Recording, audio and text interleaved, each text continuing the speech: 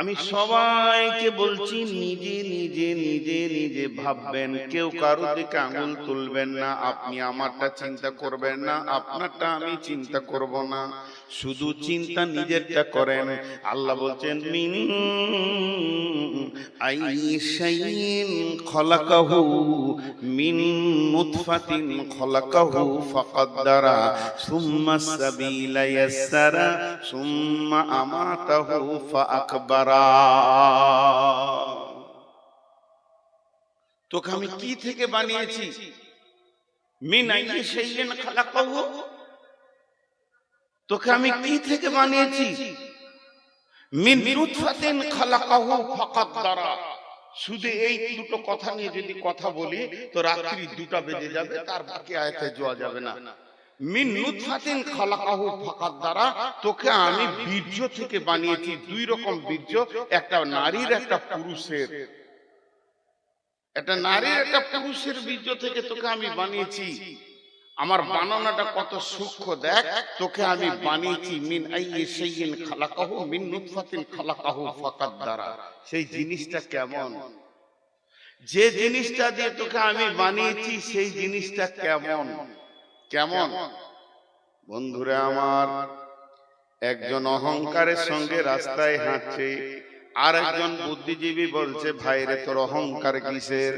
তুই যে পৃথিবীতে এসেছিস কোন সোনার গেট দিয়ে তুই আসিস নাই, কোন সোনার দরজা দিয়ে তুই আসিসনি। তোর আসার জন্য তোর আল্লাহ ব্যবস্থা করেছে, একবার পুরুষের পেশাবের রাস্তা, একবার নারীর পেশাবের রাস্তা।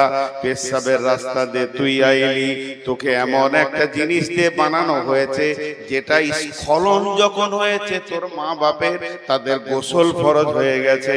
আল্লাহ তাবারাক ওয়া তাআলা সূরা দাহরে বলছেন হাল আতা আলাল ইনসানি হিনুম মিনাদ দাহরি লাম ইয়াকুন শাইয়াম মাযকুরা ইন্না খালাকনাল ইনসানা মিন নুতফাতিন আমসাজিন নাবতালিহি ফাজআলনাহু সামিয়াম বাসীরা। আমি আল্লাহ তোকে যে বানালাম, কিসে থেকে বানালাম শুনে নে। তোকে আমি বীর্য থেকে বানিয়েছি, আর তুই শুনে নে, নিজেকে এত বড় অহংকার করিস না। ইন্নাকা হাল আতা ইলাল ইনসানি হিনুম মিনাদ দাহরি লাম ইয়াকুন শাইয়াম মাযকুরা। এখন তুই মাস্টার, এখন তুই ডাক্তার, এখন তুই ইঞ্জিনিয়ার, এখন তুই মাওলানা, এখন তুই মুফতি, এখন তোর পরিচয় সভাপতি, এখন তোর পরিচয় প্রধান বক্তা, কিন্তু তোর জীবনের একটা লম্বা টাইম পার হয়েছে, তোর ব্যাপারে তখন কেউ কিছু জানতো না। হাল আতা আলাল ইনসানি হিনুম মিনাদ দাহরি লাম ইয়াকুন শাইয়াম মাযকুরা।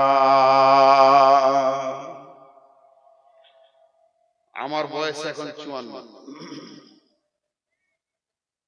আমার বয়স এখন 54। বুঝানোর জন্য বলছি, বয়স আমি অ্যাকুরেটই বলেছি। 55 বছর আগে আমি কোথা ছিলাম? 1 বছর আগে বলছি, মায়ের পেটে ব্রণ নড়ছিলাম, 1টা বছর ওখানে নিয়েছি। 56 বছর আগে কোথা ছিলাম? মা বাপের কাছে শুক্রাণু ডিম্বাণু হয়ে তাদের বীর্যে। 57 বছর আগে কোথা ছিলাম? তাদের রক্তে। তাহলে 60 বছর আগে কোথা ছিলাম? আরো 3 বছর। তাহলে খাবারের ফল ফ্রুটের ভিতরে আরো 10 বছর আগে কোথা ছিলাম? আরো 10 বছর আগে কোথা ছিলাম? সবাই চিন্তা করে নিজে নিজের বয়সকে নিয়ে। 10 বছর পেছিয়ে নেন, যে চিন্তা করেন কোথা ছিলাম। আল্লাহ বলছে নূর মোহাম্মদ রে, তোর তকদিরটা আমি লিখেছি। তকদির আমার কে লিখেছে? আল্লাহ। পৃথিবী সৃষ্টি হওয়ার 50,000 বছর পূর্বে তাহলে আমি ছিলাম কোথাও? তকদির যখন লেখা হয়েছে তাহলে আমি ছিলাম কোথাও? পৃথিবী সৃষ্টি হওয়ার 50,000 বছর পূর্বে তাহলে আমি ছিলাম কোথাও? লিখছে সেই দিন আল্লাহ 2025 সালে নভেম্বরের 8 তারিখে শনিবার দিবাগত রাত্রিতে তুই সীতা পাহাড়ের মঞ্চে উঠবি, রাত 10:30টায় দেওয়ার কথা হলে কি হবে, 11টা একে বায়ান শুরু করবি। পৃথিবী সৃষ্টি 50 বছর আগে এটা লেখা হয়েছে, 50,000 বছর আগে, 50,000। তাহলে আমার বয়স কত? কয়েক কোটি বছর। আল্লাহ বলছেন, বান্দা আমার প্ল্যান করে বলবো না, তোকে আমি বানাবো এটা আমি জানি, কিন্তু পৃথিবীর কেউ জানে না, তোর মা জানে না, তোর বাপ জানে না তোকে আমি বানাবো। কোন জায়গা থেকে তোকে আমি তোর মা বাপের পেটে আমি দিব, তারপরে তোর মায়ের পেট থেকে দুনিয়া মা প্রথম জানবে তোর মা যে আমার পেটে বাচ্চা এসেছে, এরপরে জানবে তোর বাপ, তোর মাকে তোর বাপকে তোর মা বলবে এগো আমাদের পেটে সোনা মানিক চলে এসেছে, তারপরে কেউ জানবে না।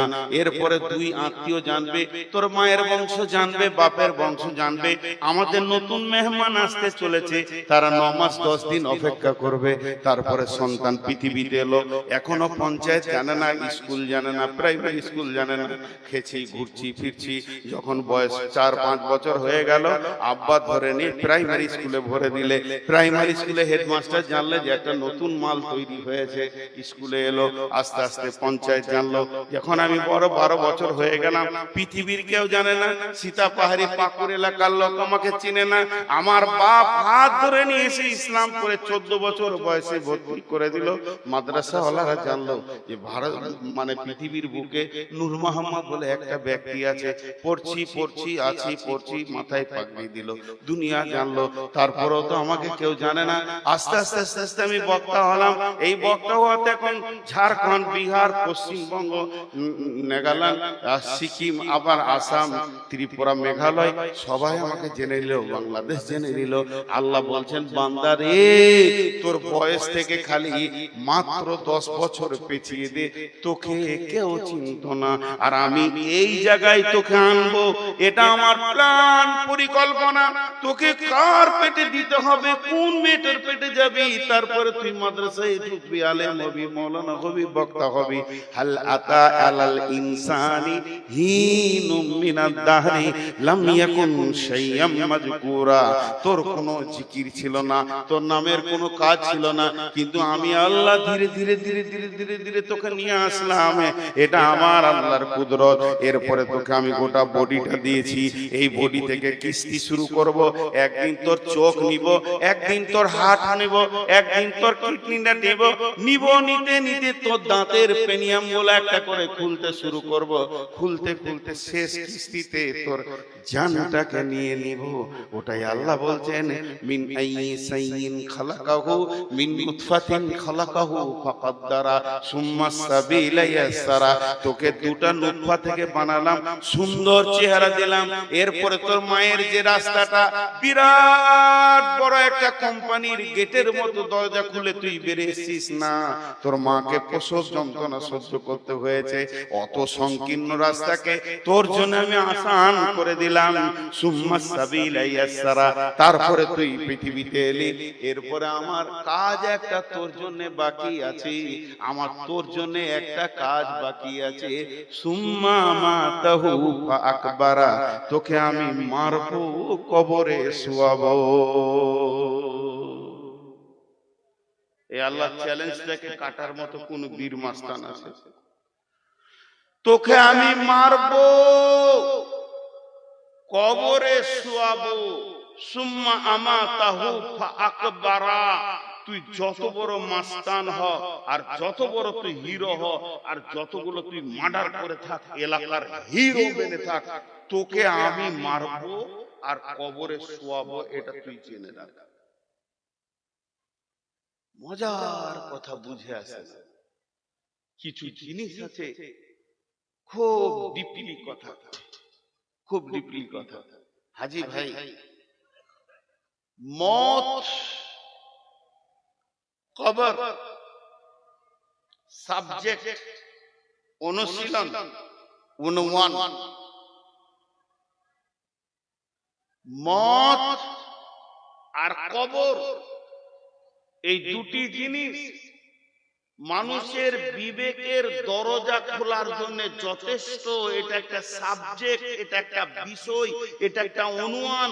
একটা লোক লেখাপড়া করতে পারেনি, ওকে কবর দেখাও কিছু বুঝবে।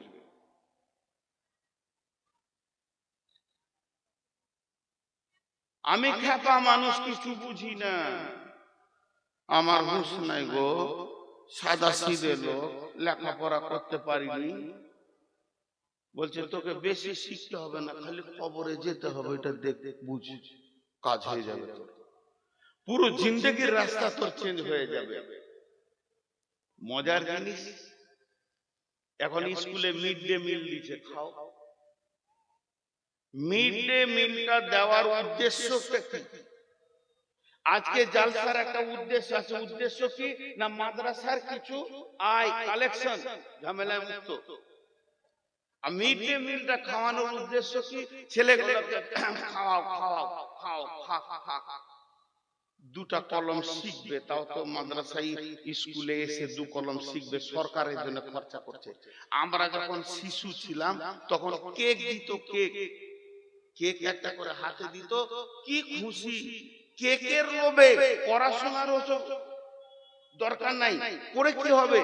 পড়া করলে তো ঝামেলা, পড়া তো বিরক্ত জিনিস। ছোট শিশু কিছু বুঝি না, কেকটার লোভে টাইমে গোসল করছি, স্কুল যেতে হবে, মনে হচ্ছে যেন অফিসার খুব ব্যস্ত, স্কুল যাবে।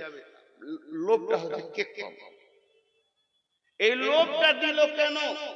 এই লোভে আমার দেশের নাগরিক স্কুলে ঢুকে যাক, আর তারা যেন নিরক্ষর না থাকে, স্বাক্ষর হয়ে যাক, তারা আমার দেশকে ভবিষ্যতে চালাবে। এই ছেলেগুলো আমরা চলে গেলে তার জন্য।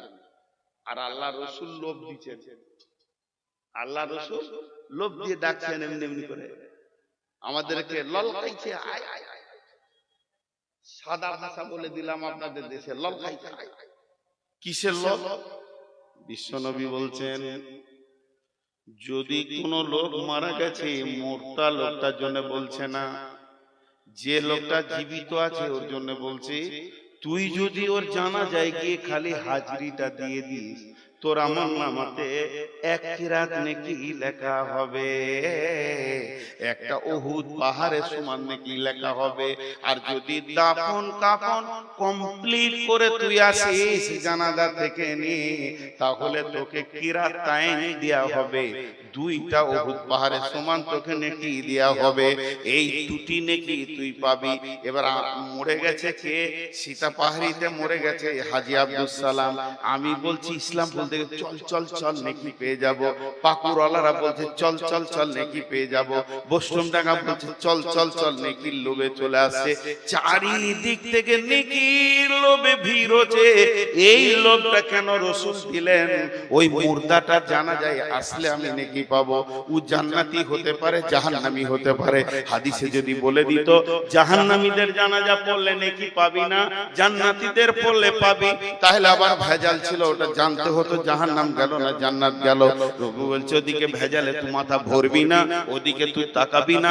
এটা মুসলমান মাইয়াত, মুসলমান মাইয়াত, বেনামাজি নয়, কালামাওয়ালা নামাজি আলা মাইয়াত মরেছে, জানাজায় তুই দাঁড়িয়ে যা, তোর আমল নামাতে নেকি দিয়া হবি।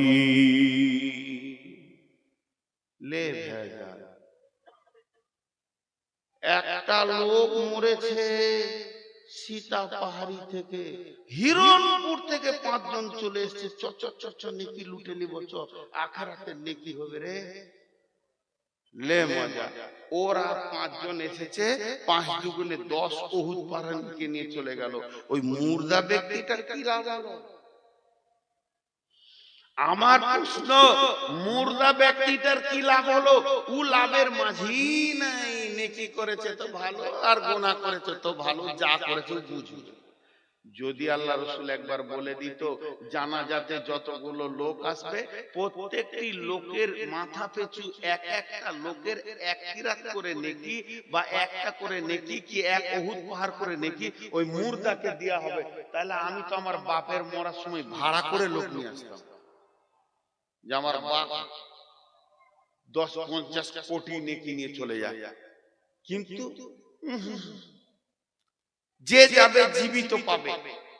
লোক দেখাচ্ছে জীবিত কেউ, আবার দেখে